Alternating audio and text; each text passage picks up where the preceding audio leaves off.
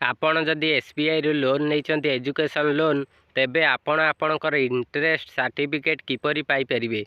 देखंतु आपण माननकु केवल गोटे कॉल कले आपणकर से इंटरेस्ट सर्टिफिकेट को आपणक पाखकु ईमेल कर दिया जिवो। आपण किपरि कौन करेंगे आपण मानक एबे कहिबे। आपण सेथिपई शेष पर्यंत देखंतु आपण आपणकर इंटरेस्ट सर्टिफिकेट पाई परिबे। आपणकर ईमेल माध्यम रे पठेई देबे। देखंतु कॉल एसबीआई कॉन्टैक्ट सेंटर को आपण मानक कॉल करिया को पड़िबो। देखंतु प्रथम स्टेप टी कोन देइछि कॉल 18001234 नहले आपण 18002100 यही दुईटी नंबर को जेकोसी नंबर हेले आपण कॉल करि परिबे।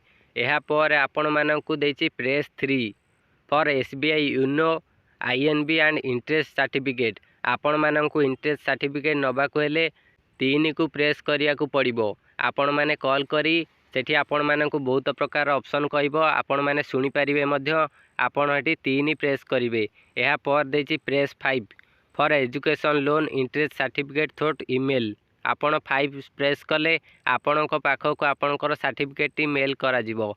देखंतु लिखा है for education loan interest certificate through email. आपणक ईमेल माध्यम रे आपणकर इंटरेस्ट सर्टिफिकेट टी पठे दिया जिवो। तापर लिखा है enter the last 4 digit of your account number. आपण आपणकर जो अकाउंट नंबर रही अकाउंट नंबर रो शेष 4टी नंबर एंटर करिवे।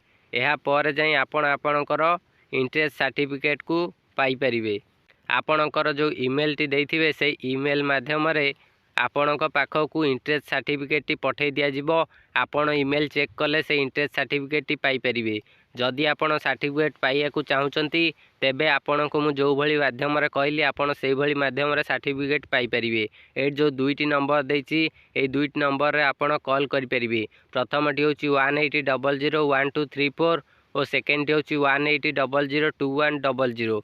ए दुईटी नंबर रे आपण कॉल करी केवल नंबर स्पेस करी आपणकर सर्टिफिकेट को पाई परिवे। सेथिरे आपण माननकु सब किछि कहिबे। आपण माने जो सर्विस चाहूचंती आपणकु सेही नंबर को आजिवो। सेही नंबर ऊपर आपण माननकु क्लिक करिया को पड़िबो।